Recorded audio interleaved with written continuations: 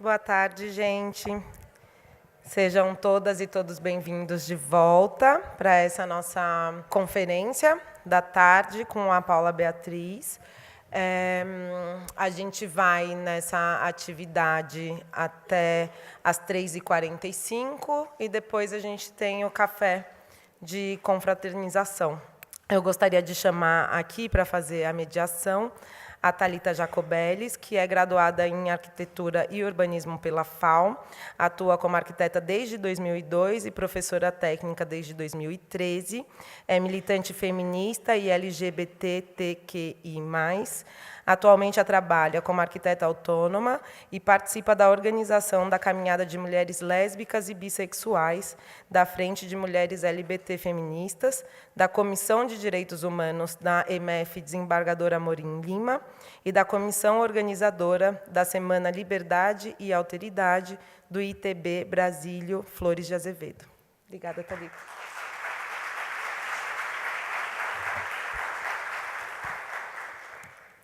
Oi, boa tarde a todas e todos. Eu queria primeiro agradecer a oportunidade de estar aqui, ao MASP, a Amanda, ao Eric e a Sofia, e a todos vocês que estão aqui prestigiando esse evento, que para mim também se faz tão importante como professora.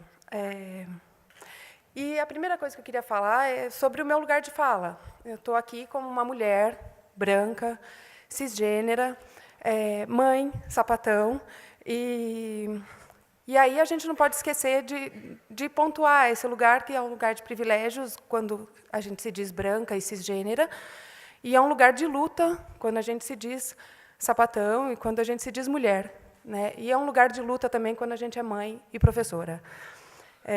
Eu sou mãe de 4 filhos adolescentes, e acho que isso me forma também como professora, como educadora, né? E aí eu queria puxar também para a importância da gente falar sobre diversidade em todos os campos da educação. Enquanto professora de uma escola técnica, eu era professora técnica de disciplinas técnicas num curso de edificações, mas a representatividade ela é fundamental. Foi a partir dessa representatividade que chegaram em mim muitas alunas e muitos alunos LGBTs, mulheres, que passaram por diferentes situações de violência, e eu conseguia ser essa ponte entre o estudante e o poder público, seja no papel da esqueci agora como chama, Conselho Tutelar, Secretaria da Mulher, Secretaria da Juventude e Criança e Adolescência, enfim. Levar esses casos de violência e ser uma ponte mesmo afetiva, um lugar de audição, né, de ouvir o que as pessoas tinham para relatar. Então, passaram por mim vários casos, inclusive que foi falado na parte da manhã, sobre desistência da escola, desse lugar do estudante, da estudante transexual, que quase desiste da escola, consegui reverter em algumas situações, outras não. E aí também o mesmo papel de viver a diversidade como ser mãe. E eu sou uma contadora de histórias, né? Eu vivo de contar histórias. E eu vou contar uma história para vocês, que é da minha filha, uma das minhas filhas caçulas, a Bibi, que ela chegou para mim aos 8 anos de idade e me perguntou: mamãe, com quantos anos eu vou ter que decidir se eu gosto de meninas ou de meninos para me casar? E eu acho que é uma pergunta que mostra que existe uma liberdade de pensar isso, né? Talvez não sejam todas as crianças que tenham a liberdade de pensar que existe essa possibilidade. E a resposta não poderia ser, diante de uma pergunta tão poderosa quanto a da Bibi, eu tive que pensar muito para responder, e consegui responder para ela que não tinha idade certa, e que ela poderia escolher quando ela quisesse, e ela poderia mudar isso ao longo da vida, e que isso não tinha que ser uma coisa fixa e rígida, né? E aí eu acho que a gente tem 3 campos eu entendo na minha vida como 3 campos de atuação, seja na escola como professora, seja em casa como mãe. Na sociedade me apresento como militante para fazer as lutas diárias. E é isso, obrigada. Eu vou chamar aqui para fazer a fala a Paula Beatriz de Souza Cruz,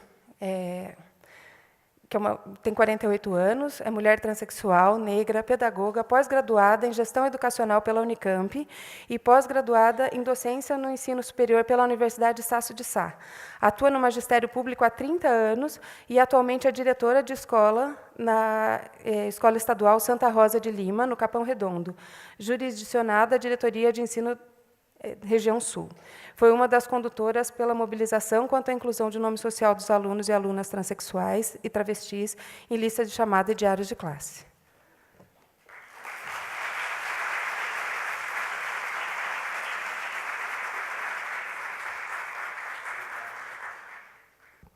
Bom, boa tarde a todas e a todos. Para as pessoas que têm aí necessidade visual, deficiência visual, eu estou do seu lado esquerdo, tá? No palco. Bom, como já me apresentou, né, eu antes até agradecer o convite ao MASP, professores, através do Érica, Amanda, Sofia, né, um prazer aqui ter a Thalita nessa mediação, né, que pela minha fala, vai ser bem oportuna quando ela se apresenta enquanto sapatão, né, a mulher lésbica, tá certo? Para a gente estar refletindo nessa tarde mesmo quanto a essa questão da diversidade na escola, né? E até mesmo quando nós percebemos que nas linhas, né, de estudos, de fomentação, há uma necessidade, sim, da escola permear e discutir a questão da diversidade e de gênero na escola, né? Ela não pode ignorar.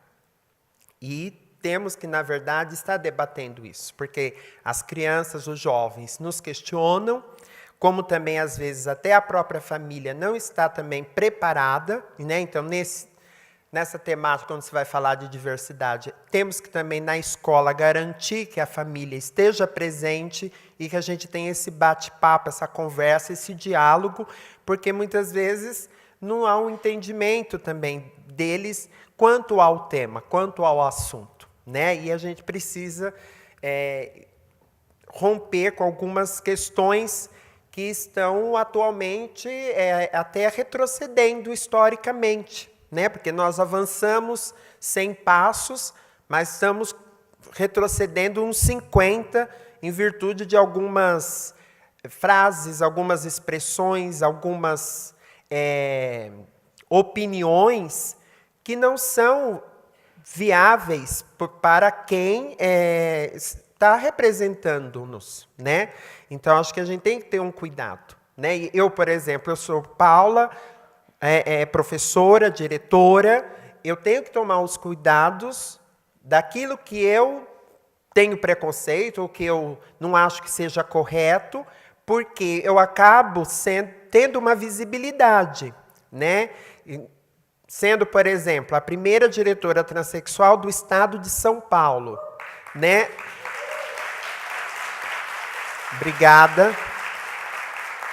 E aí eu tenho que ter esse cuidado ao falar com a população LGBTQI+, como também falar com as cisgêneras normativas, né? Mesmo eu tendo alguma opinião adversa, que eu não concorde, né? Porque senão a gente incita o ódio, né? Então, a gente não pode ficar se colocando, principalmente quando se inicia no ministério, que meninos usam azul e meninas usam rosa, né? Eu, por exemplo, Paula, desde a minha infância, não gosto de rosa. Então, para ver que isso de cor, nada nos define, né? A cor não define, em momento algum, as nossas questões da orientação sexual e da identidade de gênero, né? E aí, eu trago esse tema aí, LGBTQI+, e a promoção da diversidade na educação, desmistificando lugares comuns. E por quê? Porque se pensa-se em política pública educacional, nós temos que pensar exatamente no quê? Se a educação está bem estruturada, tem efetiva uma política a ela, lógico que nós vamos minimizar muitos problemas nas outras áreas, como na saúde, da segurança pública, assistência social, dentre outras, porque é a educação que é a base, né? Mas, como vocês sabem, sempre a bandeira é educação, educação, educação, e quando chega na verdade, na realidade, nós que estamos na educação, ela é a última do pilar, né? Então, eu acho que e esquecem. Aí, quando vêm os problemas, de fato, ou nos culpam, né? Enquanto educadores, enquanto professores, ou então nós que temos que ter a solução para. Mas esquecem, de fato, de investir na educação, de realmente dar. E quando se fala nesse investimento, eu digo desde o profissional, desde a qualidade realmente do ensino que se pretende, do que se tem que se abordar, porque ela é plural. A educação deve ser entendida dessa maneira, né? Ela é plural e aí ela deve, nesse espaço escola, exatamente garantir que as discussões quanto à diversidade, ao gênero, né? Porque se debatem muito, por exemplo, quando se fala, gênero, porque só vai falar de LGBTQI+, e não é, tá? Quando nós falamos de gênero, nós também estamos falando da mulher cisgênera normativa, nós estamos falando da mulher indígena, nós estamos falando da mulher negra, nós estamos falando da mulher refugiada, nós estamos falando do homem também no seu aspecto, né? Quando se trata a questão de gênero. E precisa ser falado, né? E aí querem nos calar, porque eu não sei se também devem ter um certo medo, né, porque a gente sabe que nós temos mesmo a fala, o dom, nós estamos ali, né, com todos os jovens, as crianças, à frente, então isso dá um certo receio, né? Então aí vem essas propostas da escola sem partido, né? E aí é onde nós temos que cada vez mais estarmos próximas e próximos para que a gente se una e, de fato, a gente consiga ter essa liberdade de cátedra, né, de estarmos fazendo um trabalho, né, porque, e não só apenas naqueles conteúdos históricos sistematizados, mas, logicamente, que todos os outros temas que transcendem, estão na nossa sociedade, fazem parte da história. Então, a gente tem que ter esse entendimento. Aí eu trago assim esse pensamento, porque é muito assim de sempre se ter, de que o sexo é a forma, é o sexo como ato, né? E a gente tem que entender não que o sexo ele vai muito além disso, né? A questão do amor, a questão do respeito ao outro, a questão de perceber e valorizar a pessoa enquanto humana. Vocês vão ouvir muito eu falar nesta tarde, nesse período, dessa questão da pessoa humana, né? Porque nós, enquanto professores, nós sabemos, a gente herdamos após a Revolução Francesa, uma educação que aí passa a ser responsabilidade do Estado, e aí o Estado só pensa em formar cidadãos ativos e passivos, né? Porque anteriormente era a igreja responsável, tanto a católica como a protestante. E até este momento ainda se tem somente esse pensamento.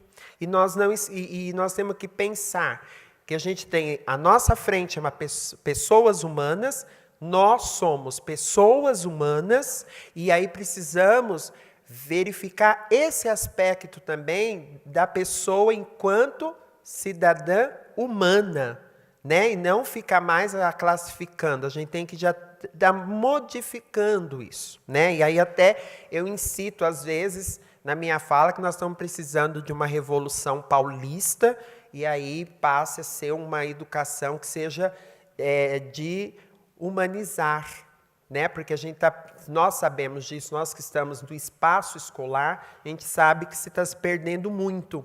Como também se falar, porque não vem já também da família, né? Porque a família se perdeu, a família não está conseguindo mais conduzir. Então, e aí, qual é o papel, então, da escola nesse processo? Trazer a família para esse espaço, e aí vamos também discutir, orientar até esta família, esses pais, essas mães, avós, tios, tias, mães, pais, né? Porque também esse contexto de família, na atual momento também já se mudou, não tem mais aquele padrão, né? Pai, mãe e filhos, vó, né? Aquela árvore, né? A gente tem que também estar discutindo essa reflexão, tá certo? E isso eu falo porque até lá na escola na qual eu sou diretora, eu tenho crianças que são filhas de mães, filhas de pais, e constando na certidão de nascimento. Tá certo? Então, quer dizer, então é uma coisa assim que a gente tem que realmente mudar esse olhar.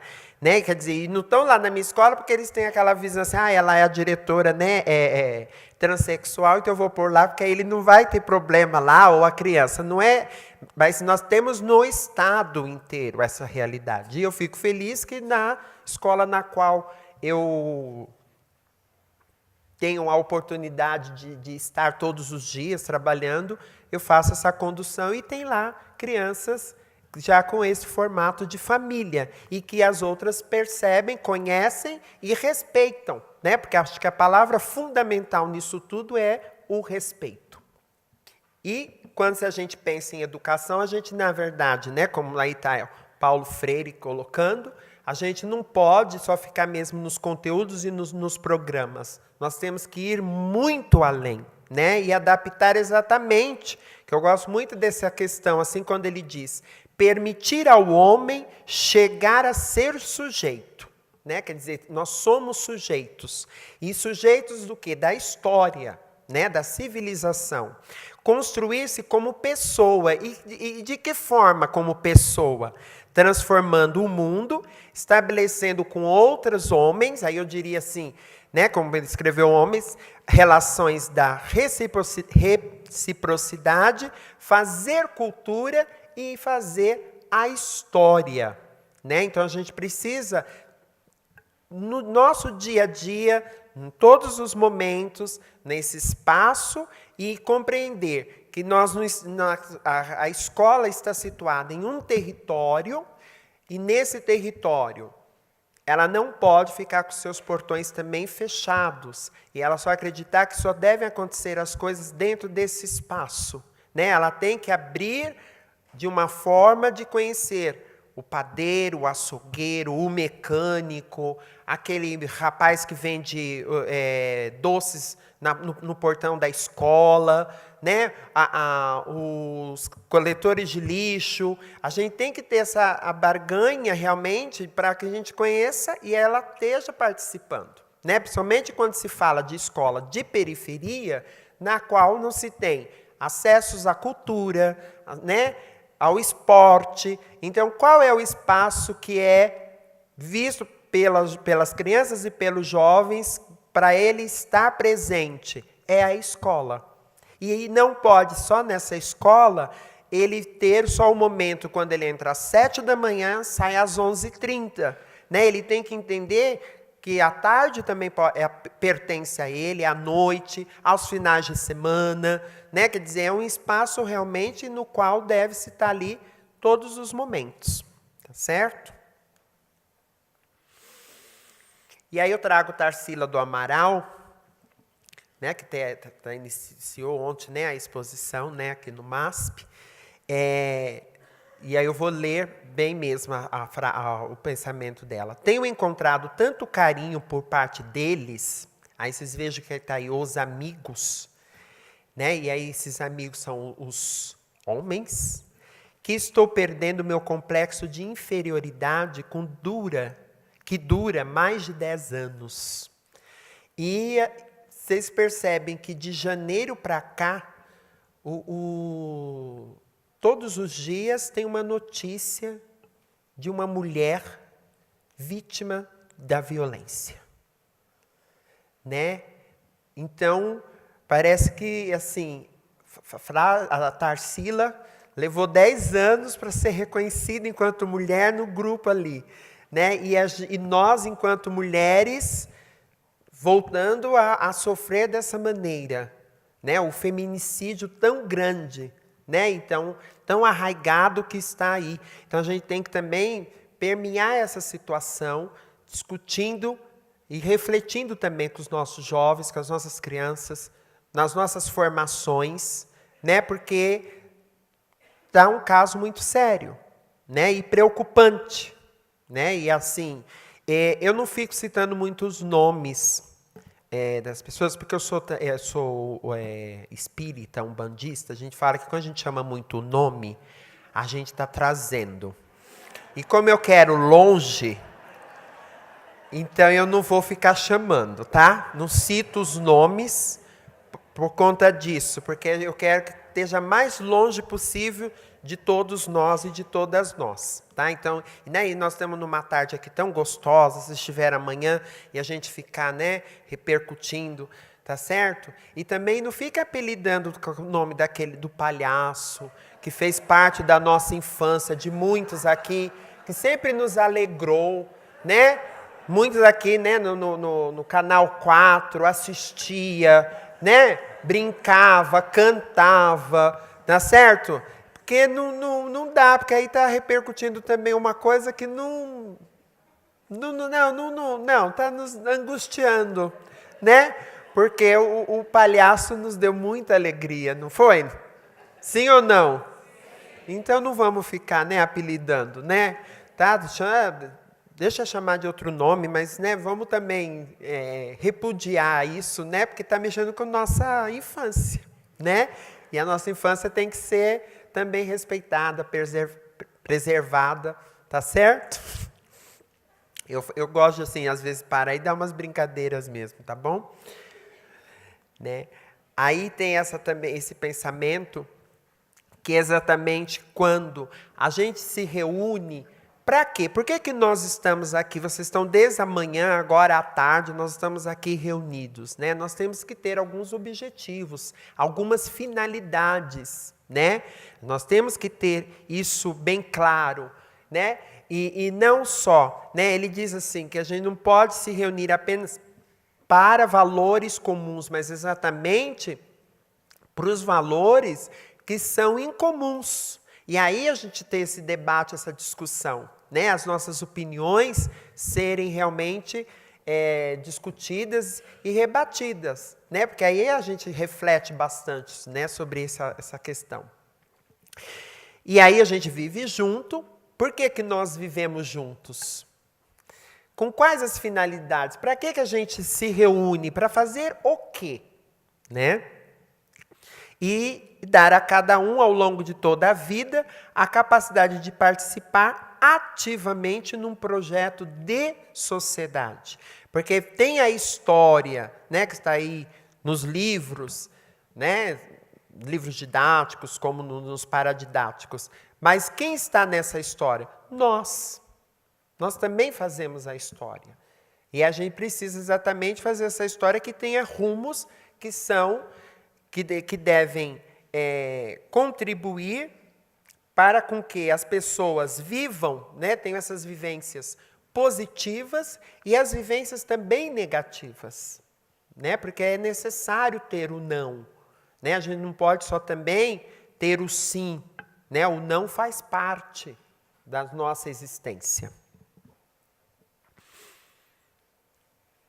E aí eu trago Saramago também, que como eu falei, essa questão do ser humano, para mim, é muito forte, né? E eu vejo que é bem latente na minha prática, enquanto docente, enquanto diretora de escola, que quando a gente tem aquela proximidade com as crianças, com os jovens, com os professores, os funcionários, que a gente agrega, né? E eu, particularmente, eu né, tenho assim que às vezes até me pergunto, né? Você é uma mulher transexual, diretora de escola, como que os pais, né, te veem, te aceitam, né? Eu acredito que seja por conta da gestão que eu realmente faço na escola, né? Que está nos princípios mesmo, que é democrática, é participativa, é de ouvir, né? É de realmente acolher, de estar ali, entendeu? Igual, às vezes eu estou no portão fazendo a entrada, às vezes eu estou na saída, né? Perco aqueles meus... que eu não perco, acho que eu ganho tanto os 20 minutos do intervalo, do recreio sagrado das crianças, né? Que eles adoram. Vou lá para ficar com eles, olhando, brincando, sabe? Pulando corda, dançando, né? E acho que ali se minimiza tanta coisa, né? Eles falam, nossa, a Paula fica assim 20 minutos lá e eu ganho depois, na verdade, porque aí vem menos demandas para eu resolver depois, né? Que é uma criança ou machucada, ou aquelas briguinhas, né? De um dar soco no outro, tudo mais. E quando você já está no grupo, você consegue compartilhar essas vivências e aí você já vai minimizando, né? Como também, quando a gente pensa na pessoa humana, a gente também tem que pensar assim na questão da saúde, né?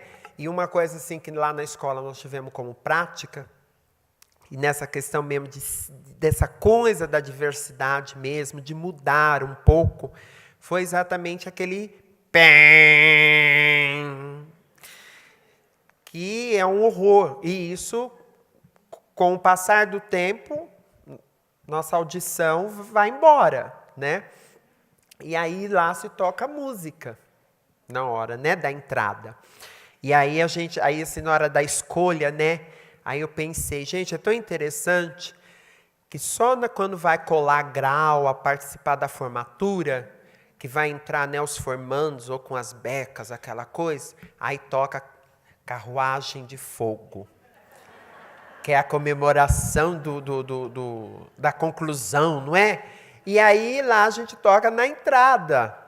Por quê? Para eles terem esse buscar mesmo contínuo. Não sei só quando for concluir o 9º ano, ou o ensino médio, ou o curso superior, que aí vai tocar Carruagem de Fogo, né? Não, eles vão vivenciando isso mesmo, que é a busca mesmo do caminho da aprendizagem, de estar realmente naquele ambiente. E na hora do intervalo, que é uma loucura, né? Nós que estamos na escola, nós sabemos, né? É a hora que eles mais amam e nós detestamos, né? E aí toca-se Indiana Jones. Que vão se aventurar mesmo. E eu, para cutucar mais ainda, a hora que vai tocar para voltar para a sala, Indiana Jones de novo. Para dar aquela mexida na sala. Eles já subirem tudo assim, né? Professor, o que é isso, o que é isso, o que é isso, o que é aquilo e tal, e tá tendo esse movimento mesmo do questionamento, né? E aí, 10 minutos depois, antes de dar o sinal da saída, tocar a música da saída, Fantasma da Ópera. Para alertar que faltam 10 minutos para eles irem embora. E aí, no final, né, às 11h30 ou 17h30, Star Wars. Né?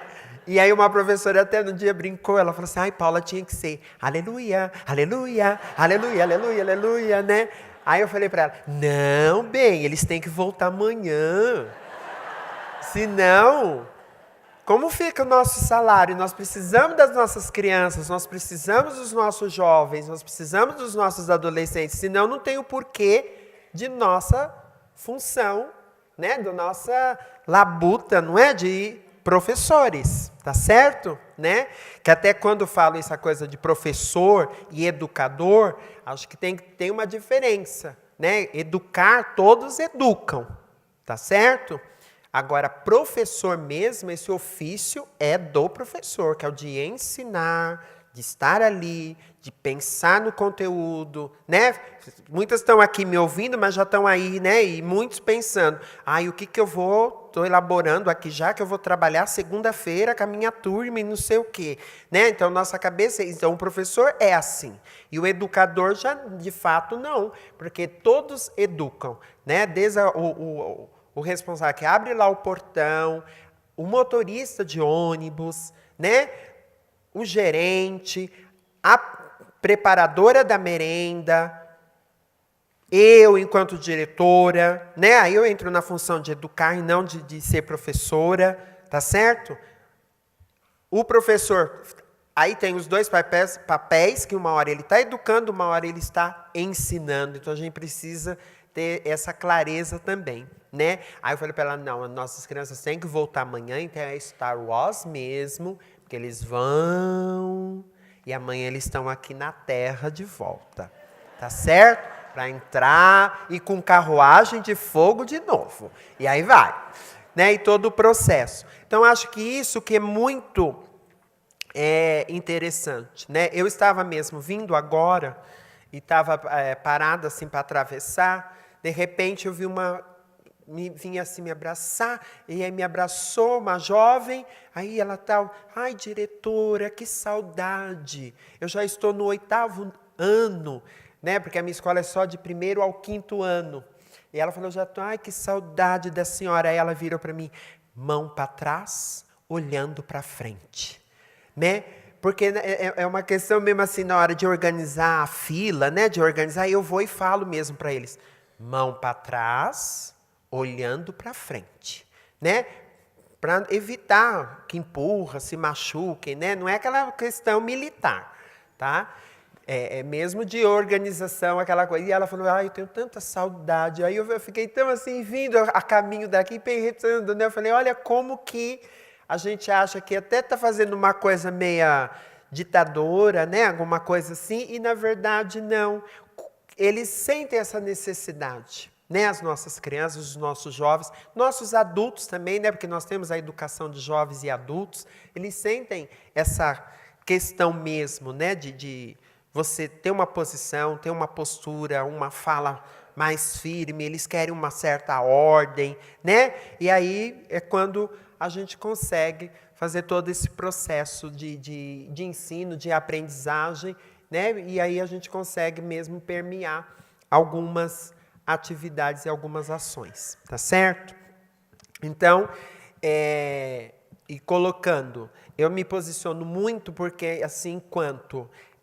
até quando a Thalita me apresentou, ela falou mulher negra, né? Porque eu, na minha história, desde a minha infância, eu fui embranquecida.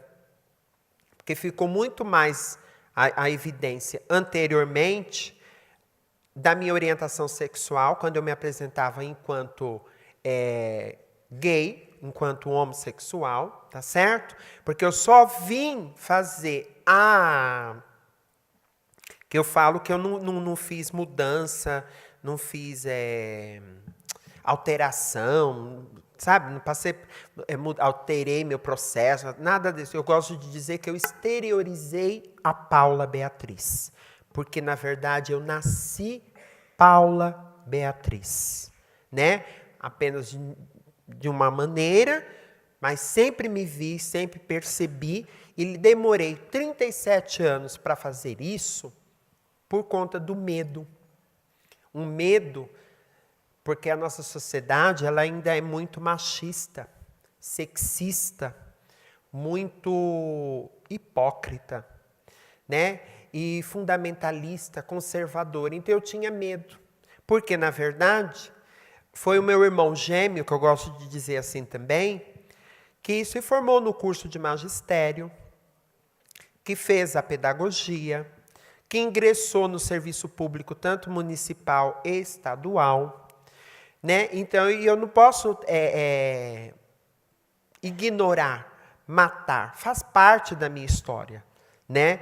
E isso que dá essa visibilidade também, de eu estar na luta, que como a Thalita é militante, eu também sou militante dessas questões, né? E fico assim, muito saudosa até quando eu encontro algumas das meninas, né, travestis e transexuais, que voltaram a estudar e dizem assim, voltei porque eu vi a sua matéria, eu vi sua história, eu te ouvi naquele dia, naquele encontro, então eu vi a oportunidade, né, que é possível, né? E aí eu dizer, é possível sim.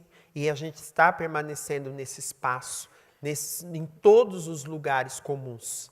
Né? A gente não pode apenas ficar no gueto. Né? Nós temos que estar em todos os momentos, em todos os lugares, vivenciando todas as experiências. Né? A gente não pode só ficar naquele cantinho. Né? Então, eu acho isso assim, muito satisfatório, como também de muita responsabilidade. Por isso que aí eu digo que eu tenho que tomar cuidado com o que eu falo. Percebem?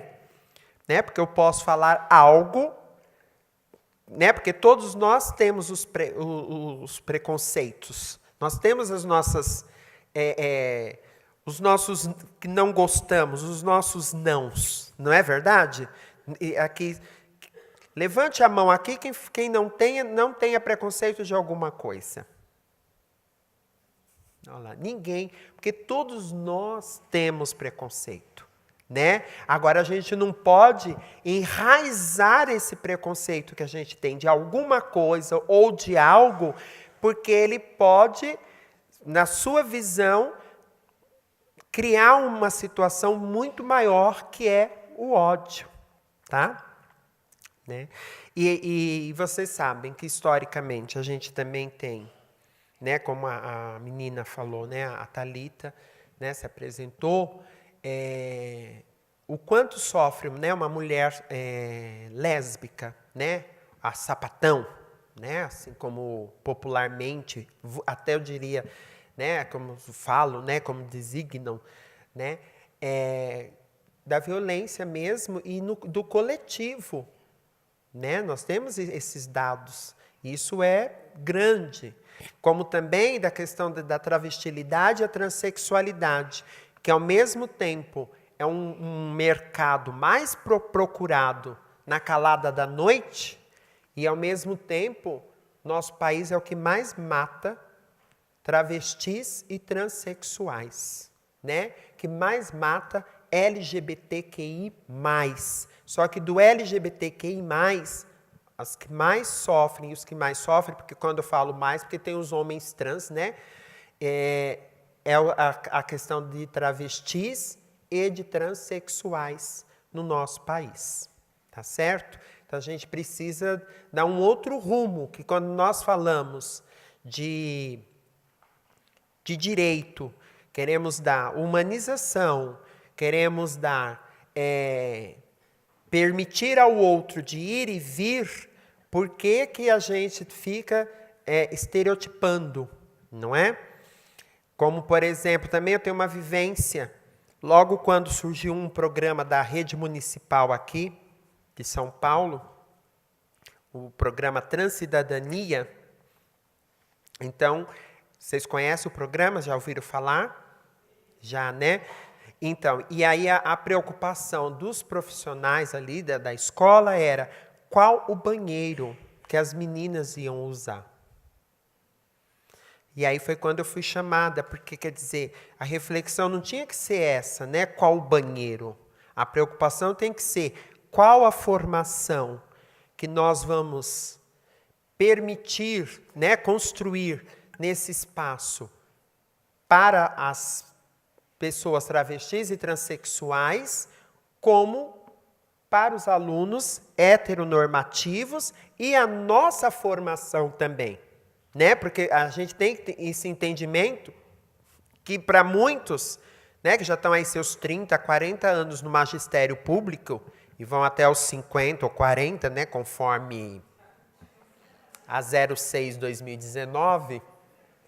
Então, imagina que a gente já tinha alguma coisa enraizada na mente, né, de como é esse processo. E aí agora, e agora, José, né, como Carlos Drummond. Mas aí a gente tem que estar realmente pensando que não é esse processo. A gente tem que estar mesmo no dia a dia buscando as informações, né, de como trabalhar. E o banheiro é o último problema a ser discutido. Tá certo? Acho que tem que ser mesmo pensando como vamos acolher todos e todas e como vamos agregar que todos estejam juntos, né? Para estar nesse espaço, nesse ambiente escolar. Porque já foram uma vez excluídas e excluídos. Né? Porque, geralmente, agora que elas estão participando desse programa, elas estão fazendo a EJA. Tá certo? Então, quer dizer, já perderam lá atrás. Aí retornam e com uma obrigatoriedade, porque é isso que o programa exige, tá? Para elas receberem a bolsa e eles é que estejam estudando. E aí se deparam novamente com o que aconteceu com elas há 20, 30 anos atrás. Né? Quer dizer, o repúdio, né? Quer dizer, a hostilização.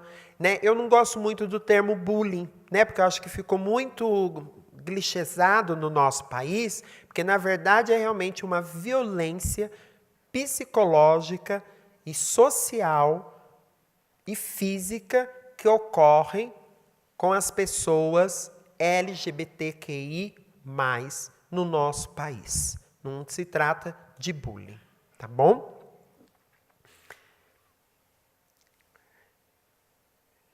Tá. E, para terminar, eu gostaria de dizer que nós, enquanto educadores, devemos, no nosso dia a dia, pensar o como vamos atingir o real objetivo, que é da educação. E qual é esse objetivo? De uma educação da humanização, do respeito, né? Porque nós mesmos, enquanto professores, nós somos já muito desrespeitados. Né? Nós não somos mais vistos e vistas como antigamente, né? E aí a gente precisa estar refletindo primeiro esse papel. Como também refletir qual é o papel real da escola, do espaço escolar, né? Qual que é essa função da escola? É realmente só trabalhar os conteúdos que estão previstos nos livros didáticos ou nos materiais oferecidos pelas secretarias? Não. Nós temos que realmente estar conduzindo de uma maneira e permitindo com que nós tenhamos voz e também permitindo às nossas crianças, jovens e adultos, que também tenham voz e voto. Tá? E sempre precisamos, terminando aqui, ó, todos, com essa mão aqui fechada, por favor, vamos aqui assim, mas não para dar soco, dar porrada, porque nada funciona dessa forma. Quando estamos dessa maneira, nós estamos se unindo, porque aqui está sozinho. Quando estamos desta forma, nós estamos com a força. E unidos e unidas, ninguém nos vencerá, ninguém nos calará, e nós continuaremos a nossa história. Muito obrigada.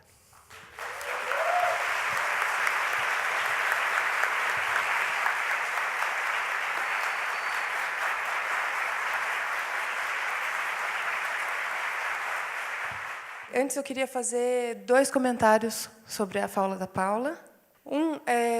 Quando a Paula falou sobre ser respeitada como diretora de escola transexual, como as famílias, como os pais iam recebê-la, iam vê-la na escola,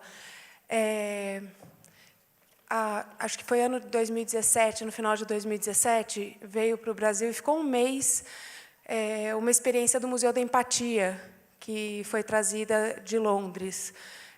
Foi um amigo, o Renato, que trabalha com museologia, que estava envolvido nesse processo, e eu fui algumas vezes ao Museu da Empatia, ouvi algumas histórias e vi uma palestra do Renato, que foi uma das pessoas que trouxe, falando sobre empatia. O Renato, amigo de faculdade, homem, branco, cisgênero, gay, ele fala sobre que a empatia, na verdade, é uma ferramenta poderosíssima para quebrar preconceitos. né? A partir do momento que a gente conhece a história do outro e a gente consegue se pôr no lugar do outro e enxergar o mundo a partir de outros olhos, no caso do Museu da Empatia, era calçar os sapatos da outra pessoa e ouvir a história a partir... pisando, andando nos meus passos, alguma coisa assim que dizia o Museu da Empatia, é uma ferramenta muito poderosa mesmo para quebrar preconceitos, né? Você ouve a história do outro, então a proximidade com a Paula, em poucos minutos de fala, o auditório todo estava rindo e estava envolvido com a fala dela. Essa é a mais poderosa das nossas armas, né? Mostrar quem a gente é e viver verdadeiramente como nós somos, cada um de nós, vai fazendo com que a gente vá quebrando os preconceitos alheios. Como professora, eu sempre pegava os terceiros anos do ensino médio. Então, todo ano eu tinha uma turma muito diferente do ano anterior. E eu sempre entrava em sala de aula e falava: oi, tudo bem? Meu nome é Thalita, eu sou a professora Sapatão, aquela que já foi demitida outra vez. Eu fui demitida, exonerada do cargo público 2 vezes. Estou exonerada do cargo público, porque meu chefe entende que não pode ser professor e sapatão ao mesmo tempo, o ex-coordenador da escola onde eu trabalhava. Não, ele ainda é coordenador e agora ele é vice-diretor também. Mas eu fui exonerada 2 vezes. Então, eu entrava entre a primeira e a segunda exoneração e falava: aquela que foi exonerada, que vocês já ouviram na história, então essa sou eu, sou sapatão. Metade da classe olhava e ficava assim, a outra metade fechava a cara e ficava assim. Depois de 2 semanas de aula, eu sabia o nome de todos os alunos e já sabia a história de todo mundo, porque o conviver a empatia é essa arma poderosa. Então, acho que vai de encontro com a sua fala. E aí, sobre uma outra coisa que você falou, e também referenciando com as falas da manhã, sobre evasão escolar, em especial das pessoas trans, em 6 anos de magistério, eu tive só 2 alunos transexuais, 2 alunos T. Uma aluna travesti, que, inclusive, o preconceito contra ela começou nos banheiros da escola, com pichações, ameaças e daí para frente, e se expandiu para o pátio, para os corredores, para a sala de aula, para fora da escola, inclusive, e um aluno transexual. E os 2 passaram, em algum momento, pela perspectiva da desistência. Então, eu só tive 2 alunos em 6 anos da comunidade T, e os 2, 100% dos casos que eu acompanhei, pensaram em desistência. Inclusive, essa minha aluna travesti pensou em suicídio também. Então, o grau de violência é tão grande dentro dos ambientes escolares, que era isso que a Paula estava colocando, né? Que o educar pela diversidade a mim me parece uma coisa muito mais de ser humano, de ser, de ter compaixão e de ter empatia e de olhar para o outro com os olhos de que você está vendo uma pessoa e não uma coisa, né? Não é mais um rótulo que você coloca, e sim olhar para as pessoas como uma coisa inteira. E é isso. Acho que a gente pode repetir a dinâmica do primeiro bloco, fazer 3 perguntas. Aí a gente vai respondendo as 3 perguntas, depois mais 3. Dá tempo de fazer 3 blocos de 3 perguntas? Sim, dá tempo de fazer 3 blocos de 3 perguntas. Boa tarde. Está ouvindo? Vamos lá. Boa tarde. Meu nome é Conceição, eu sou professora aposentada no Estado. Parece, né? Mas eu consegui essa proeza. Em 2017, eu me aposentei como professora, né, de História, a vida inteira, 29 anos de sala de aula. E aí, hoje ocupo, né, estou como um cargo de supervisão na rede municipal, aqui em São Paulo. Então, assim, a minha questão é no tocante, assim, né? Porque o Estado, o meu lugar foi essencialmente da professora, né? Eu nunca assumi outro lugar, né? Em termos de cargos e tal. E desse lugar de professora foi sempre essa discussão árdua, né, no ambiente escolar, de disputar visões em torno de fomentar uma educação que eduque, né, para e com, né, a diversidade. E a gente sempre teve muita resistência, né, do ponto de vista do sistema, porque assim, a gente se sentia assim, nesses projetos muito isolado, né, porque do ponto de vista de redes, né, municipal, estadual e tudo que a gente conhece, né, a gente sabe da ausência do ponto de vista de política pública na educação voltada para esse tema de forma assim gravíssima, né? De manhã a gente falava da questão, né? Até a minha amiga aqui levantou a questão da implementação da lei. Quase nada, né, em termos de política pública foi feito, por exemplo, na discussão da Lei 10.000. Pelo menos, né, da minha vivência. Então, a minha questão é perguntar um pouco sobre isso, né? Porque a gente vê que algumas redes, em alguns momentos mais, outro menos, algumas coisas aconteceram, né? E a rede estadual, eu tenho a impressão que é a do não acontecimento mesmo, é do apagamento, E quando a gente tem notícias de boas práticas, elas estão não no campo da política pública, elas estão no campo do envolvimento individual de educadores, de gestores, né? E aí nós vamos ter notícias, né? Então, queria que você falasse um pouco sobre isso e como que está essa questão, né? Se isso tem se alterado ou não, se isso... e até pensando um pouco, você um pouco que tem, né, esse olhar como gestão e consegue, eu acho, né, ter uma comunicação mais direta com outras instâncias da própria rede. Então, como que você vê essa questão do trabalho com esse tema da diversidade na rede estadual? Obrigada.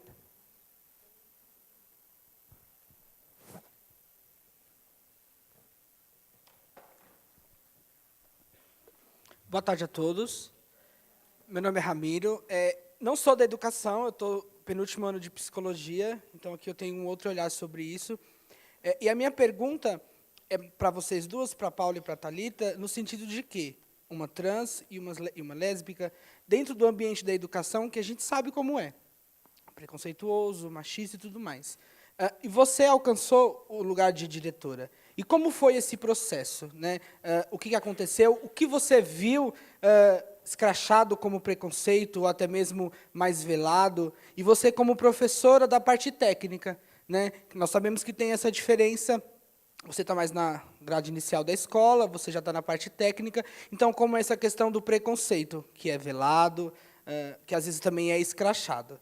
E aí eu estou também fazendo várias pesquisas, mais a nível de palestra, para o TCC, que é a história da mulher, exatamente.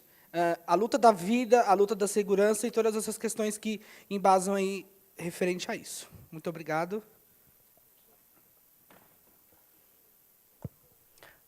Boa tarde. Aqui no fundo, sou Vanessa. Minha pergunta é a seguinte, eu vou dar um exemplo. Vou soltar as palavras desagradáveis e aí eu volto para vocês entenderem. Quando as pessoas, vou dar um exemplo prático meu, que foi quando eu comecei a pensar dessas questões de diversidade. Foi numa aula com a professora Cláudia Viana, e aí, quando a gente é fechado no trânsito, se é um homem que te fecha, você fala o quê? Só podia ser esse viado. Se é uma mulher que te fecha... mas tinha que ser essa vaca para me fechar. Então, as relações de gênero elas são usadas como uma ofensiva, tanto para homens quanto para mulheres. Então, eu entendi na minha vida de que a gente precisa reconhecer que tem o preconceito dentro da gente, para que a gente possa pesquisar, revisitar e transformar essa visão. Então, eu queria saber de vocês, como professoras também, como vocês... imaginam esse trabalho dentro da sala de aula, né? Porque a gente precisaria que as pessoas pudessem se expor o suficiente para mostrar que tem esse preconceito, para que nós pudéssemos orientá-los a transcender isso. Porque o Brasil, nessa coisa da cultura racial, a gente ignora que tem preconceito, discriminação, e aí fica tudo muito velado. até chegar aos casos de violência máxima que estamos vendo agora. Então, gostaria de saber de vocês como que a gente poderia reverter isso dentro do quadro educacional. Bom, vou fazer alguns comentários mais sobre as perguntas que vieram para mim também, do Ramiro, sobre preconceitos velados e abertos no ambiente escolar. Eu tive uma ilusão muito bonitinha durante os primeiros anos que eu dei aula, antes da primeira exoneração, de que, por parte dos alunos, eu não sofria preconceito nenhum, assim, sabe? O preconceito vinha abertamente escrachado da sala dos professores. Tanto que, durante alguns anos, eu evitei a sala dos professores. Eu pegava a fila do X-Tega no recreio, junto com os alunos, e ficava no X-Tega com os estudantes no pátio, que era muito mais divertido do que me sujeitar ao ambiente da sala dos professores. E aí, da minha primeira exoneração, teve uma movimentação dos alunos e muitas manifestações de apoio. Eu entrei com processo e essa coisa toda. E, no meio desse processo, teve um abaixo-assinado que 2 alunos montaram, eletrônico, e aí existia a possibilidade de deixar comentários. E me espantou muito o comentário de um aluno em especial, que hoje é estudante de História na USP, que eu tenho acompanhado a trajetória pelas redes sociais, que ele dizia assim: a minha religião me diz que a minha professora está errada no modo de viver dela. Então, eu não concordo com ela, mas, mesmo assim, ela ainda era uma boa professora e não merecia ter sido demitida. E isso me mostra um certo grau de preconceito, o velado, que, até esse momento, eu não tinha tido a sensibilidade de perceber. Eu não sei se eu estou errada, talvez a Paula tenha uma outra vivência sobre isso, mas a mim me parece que essa situação ainda muito hierárquica de sala de aula, apesar de eu nunca ter gostado disso e sempre ter dito para os alunos: olha, aqui não levanta a mão, não me pede licença para sair do banheiro, que eu não mando na tua bexiga, assim, sabe? Você vai no banheiro a hora que você quer e volta quando você quiser. Dessa coisa de ser um pouco mais aberta e menos autoritária, mesmo tentando não ocupar essa posição de autoridade dentro de uma sala de aula, o preconceito ele aparecia velado, de forma velada. Na sala dos professores não tem isso, ainda mais sendo mulher, né? Então, é muito mais descarado quando você é uma mulher, quando você é lésbica. Eu tinha professores gays que não sofriam não ouviam tantos comentários, talvez seja uma maneira delicada de dizer, quanto eu ouvi dentro da sala dos professores. Agora, da pergunta da Vanessa, eu nem sei te dar uma resposta, mas vou fazer um comentário. Eu não sei se você já assistiu um desenho animado brasileiro que chama Irmão do Jorel. A melhor amiga do Irmão do Jorel diz: irmão do Jorel, quando alguém te chama de mulherzinha, quer dizer que você é incrível, quer dizer que essa pessoa é incrível. E essa é a ressignificação que eu gostaria de trazer para quando você, como disse, agora não lembro se foi a professora Cláudia ou se foi a professora Denise, que falou da posição de você comparar qualquer pessoa com mulher ser uma coisa pejorativa, né? Então, a melhor amiga do Irmão do Jorel vem como um contraponto a isso. Não tem nada de errado em sermos mulheres, muito pelo contrário, né? Acho que afirmar essa posição de ser mulher e poder estar nos lugares sociais e poder fazer a luta e ser vetor principal, assim, da educação e da formação de tantas pessoas, né? Como mães, ainda na nossa sociedade, as mães têm um poder muito maior do que os pais na educação dos filhos. Nós, aqui nesse auditório, somos uma maioria feminina, aparentemente. Nas escolas, somos uma maioria feminina, tanto na gestão quanto na sala de aula. E a gente está aí como atrizes principais mesmo nesse processo educativo como um todo. Né? Como bem disse a Paula, educadores somos todos, né? Somos todas mães, professoras, diretoras e militantes, enfim.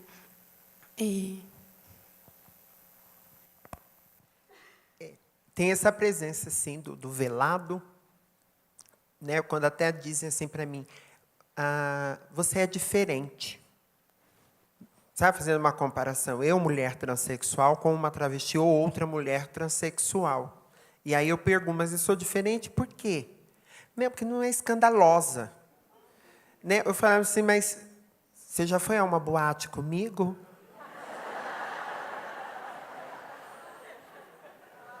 Porque existem os momentos, dependendo de onde está naquele território, realmente, de fato, a travesti ali, conforme você pegou a ação, ou a mulher transexual, ou até o próprio gay, né, afeminado, tudo mais, vai mesmo se soltar, né? Quer dizer, ela vai mesmo. Eu falo, mas aqui eu estou vindo mesmo para a escola, trabalhar, tudo, não tem o porquê de eu chegar aqui, né? Né? Não estou no meu momento de lazer, no meu momento, não é de tá. Então, tem na fala, nessa questão da comparação. Né? E aí, aí eu volto e falo, mas não é bem assim, né? Nesse contexto. Tá? E quando fala lá também a professora, realmente, apelidos, nomes, que a gente sabe, sempre nós somos comparados sempre a animais mesmo. Né? Animal é uma coisa de dizer que vem do ímpeto e nem pensa e nem sabe. Né? Quer dizer, como você mesma citou, quer dizer, o cara é barbeiro, é viado. Quer dizer, não é macho? Não é um homem? Ele também não pode ser barbeiro? Né? Aí, se é a mulher, é vaca. Ou então, tinha que estar dirigindo o fogão, que eu já ouvi isso, não é? Então, acho que são palavras que aí a gente, por isso que quando eu disse ali que essa questão de discutir a diversidade, aí ali respondendo a colega ali também, né, nesse papel de formação, de tudo mais, que tem que se ter essa política pública, exatamente pensando nisso, já assim, para ir modificando esse pensamento, já. E nem modificando, mantendo. Porque quem trabalha aqui na educação infantil e nos anos iniciais, sabe muito que eles não têm muito já isso de já atacar o outro dizendo é bicha, é negro, é sapatão. Não. Aí, e se fala, e você perguntar para a criança, o que você está dizendo? Eu ouvi meu pai falar. Eu ouvi o pastor falar, que é proibido, como ela colocou aqui, que o aluno disse que a religião, né, diz que o que ela estava fazendo está errado. Quem disse que está errado? Né? Porque na história mesmo da religião, não sei se cortaram algum momento em que Jesus não recebeu também uma travesti. Ninguém sabe. Porque foi escrita pelo homem. De repente já quiseram cortar esse papel, essa coisa. Não, nem vamos falar disso. Né? Porque curou leproso. Né? A prostituta, né? Ela foi lá beijar os pés dele, não foi isso? E tantas outras histórias. Não é verdade? Será que não teve? Será que e será que nem fui eu também, né? Porque a gente reencarna, né? E eu, como sou ousada, sou abusada, de repente até fui eu, né?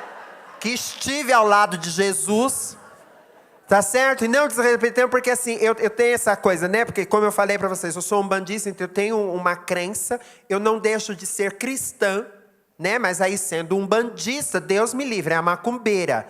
Ixi, vai pôr meu nome na boca do sapo. Não tem nada disso, porque nem entendem, nem compreendem a religião. Tá certo? Nem sabe o que acontece. Mas eu tenho de formação católica. Eu fui coroinha, eu fui catequista. Tá certo? Eu estive ali presente, na coisa da igreja. Né? E vou à missa. Tá certo? Eu participo. Tá certo? Porque é um momento em que eu me sinto bem. Eu estar. Né? E ninguém tem que dizer para mim, você não pode, ou deve ou não deve. Tá certo?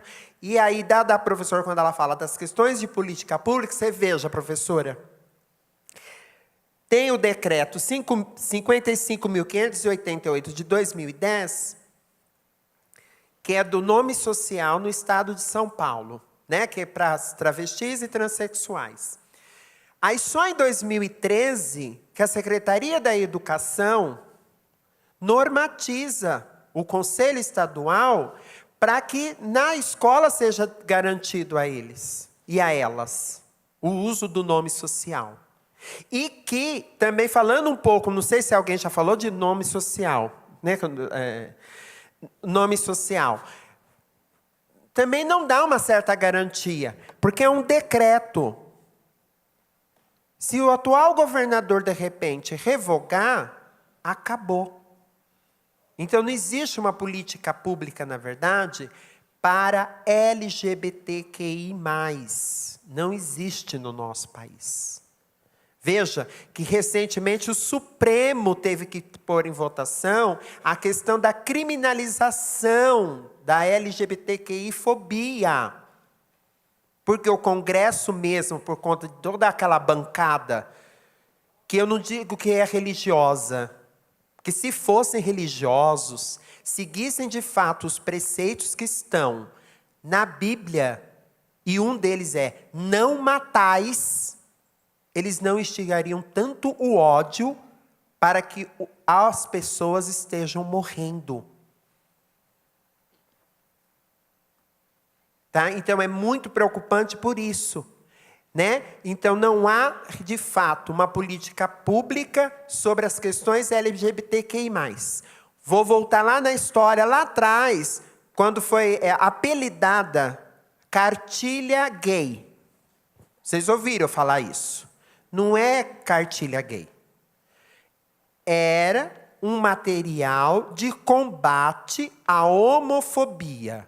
Que até então não se pensava ainda na questão da transfobia, da lesbofobia, né? Ficou mais no homo, porque tinha mais a questão assim dos gays estarem sendo mais assim hostilizados. Mas hoje, e aí ali não era para ensinar as crianças, jovens, a serem travesti, porque eu digo por mim, eu não aprendi a ser travesti, mulher transexual, na escola. Muito pelo contrário. Se eu dependesse da escola, eu estaria morta.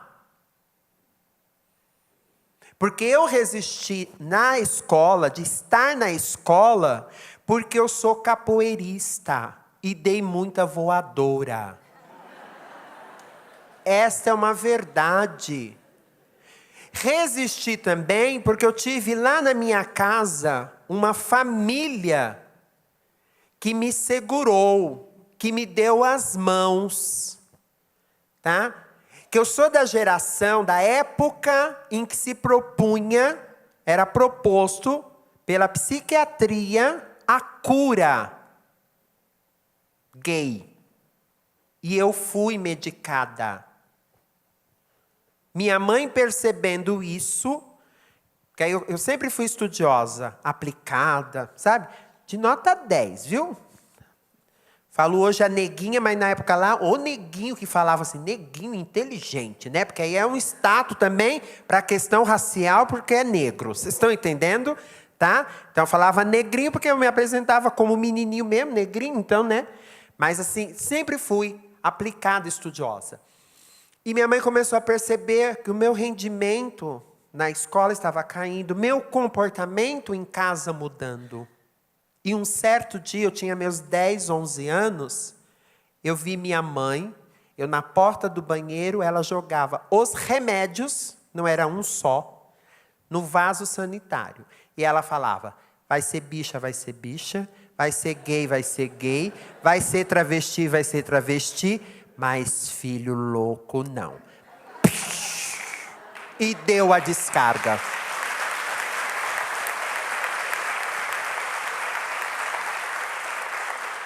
Então, quem me salvou? Quem permitiu que eu estivesse esta tarde falando, conversando, dialogando com vocês? Minha mãe. Porque senão, que rumo seria? Onde eu estaria? Eu fico, às vezes, me perguntando. né? Como eu sei de alguns que passou por esse processo e sei o fim que deu, o suicídio. Porque eu tentei também. Porque quando se fala da questão de se ver diferente, já é não sei se você passou por esse processo também. A gente se vê que é diferente dos outros, né? Porque a gente não tem a coisa. Tá, então todo mundo já começa a olhar assim. Aí a gente já começa uma luta interna com a gente. É uma briga dentro de nós. Isso aqui, então, fica um parafuso. E ainda os outros fazendo só assim. Apontando. Então, se não tivesse essa base familiar, essa coisa de ter lutado, brigado, por isso que quando eu terminei ali, eu falei assim, sem dar a porrada, porque aí eu volto lá atrás na minha adolescência, na minha infância, que para eu estar viva, eu dei muita porrada. E não é esse o caminho. O caminho mesmo é do diálogo, é da conversa.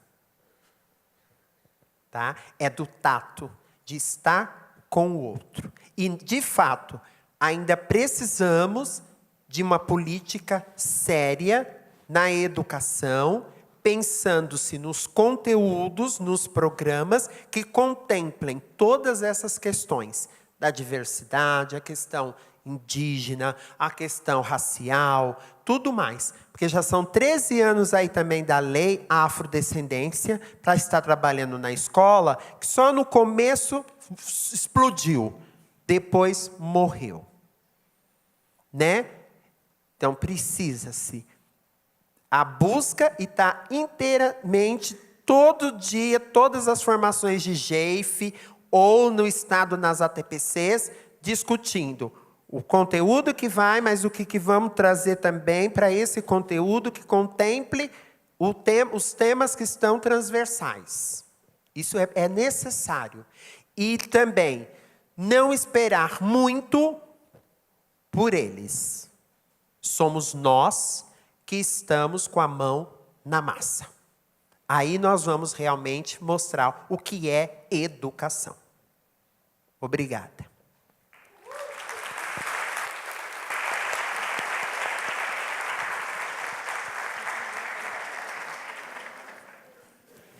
Meu nome é Virgínia, eu sou professora de Sociologia no ensino médio, no estado de São Paulo, e na prefeitura também, em educação infantil, os dois extremos. Como vencer o aspecto histórico mesmo, de quem nasceu no preconceito, professor, família que nasceu no preconceito, fazer ele pensar que existe uma outra possibilidade de fala e de escuta com todo esse movimento social e pessoas que estão à deriva. Como trabalhar com os alunos, possibilitando a escuta deles frente aos colegas, que eles aceitem eles como diferentes.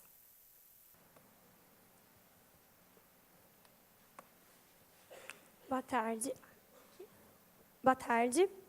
Eu sou Carol, professora também dos anos iniciais do ensino médio, né, pedagoga, professora de arte, na Zona Leste de São Paulo.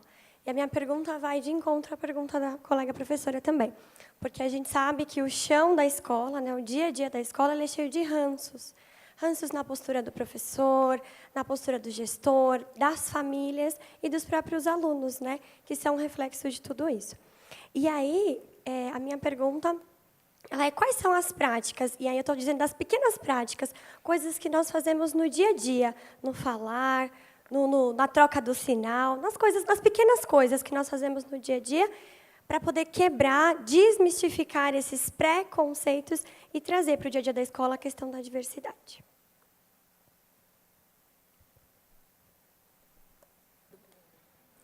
Oi, eu sou a Elizabeth, eu sou professora de ensino fundamental da prefeitura. Eu trabalho em periferia, trabalho numa região de bastante crianças negras, enfim, né, de bastante crianças que precisam desse trabalho com a diversidade. Entendo a importância desse trabalho com a diversidade, mas sempre esbarro no problema da família. Tratar esse assunto em sala de aula é sempre uma polêmica. Quando eu tenho algum aluno em específico que precisa de ser respeitado, de que a turma precisa aceitá-lo, eu converso com a minha coordenadora, faço uma reunião extraordinária com os pais e trato do assunto. Mas, tirando esses casos, é sempre muito complicado tocar em alguns assuntos em sala de aula. Às vezes, até mesmo quando vou dar matérias como ciências, esse ano já nem veio no livro didático, mas nos anos anteriores, quando eu ia trabalhar, por exemplo, o sexo, né, tirar as dúvidas das crianças, eu tinha que sempre passar pelos pais. Tinha aqueles que nem mandavam os seus filhos para não saber sobre o assunto, como se saber sobre o assunto fosse fazer eles, de repente, praticarem mais, né, como se trabalhar esse tema fosse torná-los, né, ou fazê-los querer participar, querer ser diferente, enfim. Acho que é um problema que a gente tem na sala de aula, não só no sentido de querer trabalhar, necessário a gente entende isso. Eu acredito que o maior problema é fazer com que os pais aceitem também que a gente trate esses assuntos em sala de aula. Eu penso assim que tanto das duas falas, das duas perguntas, né, os dois questionamentos, que a gente precisa fazer a parceria escola com família, tá? Receita pronta não há, não se tem essa receita. Por quê? Porque a gente vai ter que diagnosticar primeiro onde está essa escola inserida, qual é a sua comunidade, tá certo? Então, de repente, uma experiência minha lá na Santa Rosa, que fica no Capão Redondo, Jardim Vale das Virtudes, vai ser diferente lá do Grajaú, porque as comunidades são diferentes. Tá certo? Então, isso que a gente precisa, primeiro, assim, diagnosticar. E aí, começar a ter esse trabalho. Né? E principalmente, pensar mesmo assim, como ela colocou, das famílias lá atrás que são totalmente preconceituosas. Tem essa questão. E aí, então, não estão nas famílias. Então, a gente precisa mudar esse processo. Então, eu preciso trazer essa família na escola. E aí, a gente está debatendo. Né? Tá discutindo, tá mostrando, tá realmente dialogando, tá realmente, sabe, pautando, conversando e expor mesmo e explicar que quando fala isso, gente, é para a gente garantir mesmo o direito à vida. É isso que tem que ser bem colocado, né? Porque aí eles vão começar a entender, esses pais, essas mães, que é o direito à vida do outro. Né? Que se continuar dessa forma, não está se garantindo esse direito à vida da outra pessoa. Né? Se está se perdendo. Então, acho que tem que começar nessas conversas. E aí, realmente, de um projeto, de um momento. E aí tem que traçar mesmo no coletivo. Como vai fazer? Vai ter a resistência sempre. Isso, historicamente, se tem a resistência, não vai nunca a gente combater essa resistência, ela perpetua na educação, tá certo? Mas a gente tem que ir insistindo, devagarzinho, vai conversando, vai dialogando, até que vai conseguir, né? Até que vai chegar no momento que vamos estar, de fato, conseguindo atingir, não o 100%, né? Porque a gente nunca, nenhum plano, a gente atinge, nem para ensinar o alfabeto. Todas as nossas crianças não saem sabendo o alfabeto. Tá certo? Então, imagine sobre essa temática da diversidade. Não vai mesmo. Tá certo? Então, por isso que a gente precisa ter a clareza mesmo de que processos, de que formas, de que maneiras nós vamos conseguir construir isso. Se só eu e ela vamos fazer, então começa eu e ela. Aí, de repente, a Thalita já vem para o grupo também. Aí já vem um outro. Assim vai. E os que não querem, tá, continue então lá ensinando o seu conteúdo lá, matemático ou de língua portuguesa e tal, mas nós aqui já vamos. Fazendo a diferença. Não pode, nós aqui, eu e ela, que queremos fazer a diferença, desistamos, tá certo? Por conta que os outros não querem. Porque aí nós também não acreditamos naquilo que a gente pensa. E nós não podemos matar o que nós pensamos. Tá certo? Eu queria só pontuar uma coisa. Esse medo que as famílias, algumas famílias, não todas, talvez a maioria, tenham dessa transformação, dessa varinha mágica do raio homossexualizador, assim, que vai lá e transforma essas inocentes criancinhas em bichas e sapatões, né? E aí eu vou contar para vocês que a minha mãe, ela é heterossexual. O meu pai é heterossexual. A minha irmã é heterossexual. Eu tenho 4 filhos. Eu tenho uma filha que é bissexual e 3 filhos que eu trabalhei arduamente nessa tarefa de transformá-los em gays e sapatões, mas eu fracassei terrivelmente. Eles são 3 héteros, assim, os 3 menores. A mais velha é bissexual, mas os 3 mais novos são héteros. E eu, nossa, na minha cidade, eu sou do interior de São Paulo, na minha cidade a gente tinha como referência LGBT uma mulher travesti, que era chamada de maneira errônea de O Madalena, né? Que é a Madalena, pelo amor de Deus, mas ela era chamada, na década de 80, como O Madalena, lá na minha cidade do interior, e era a única referência LGBT que eu tinha. E estou aqui, sapatona convicta, lésbica futurista, e daí para frente. A gente não aprende, a gente não ensina, a gente é e só é. E de novo, é a empatia que vai quebrando essas barreiras para a gente conseguir. E tem uma outra coisa além da empatia que chama representatividade. O fato da gente não ter medo de chegar na escola, ou ter medo, mas fazer de conta que não tem, de chegar na escola e dar a cara a tapa, é o que vai devagarzinho transformando a nossa realidade. Obrigada a todos, e a gente se encontra no café.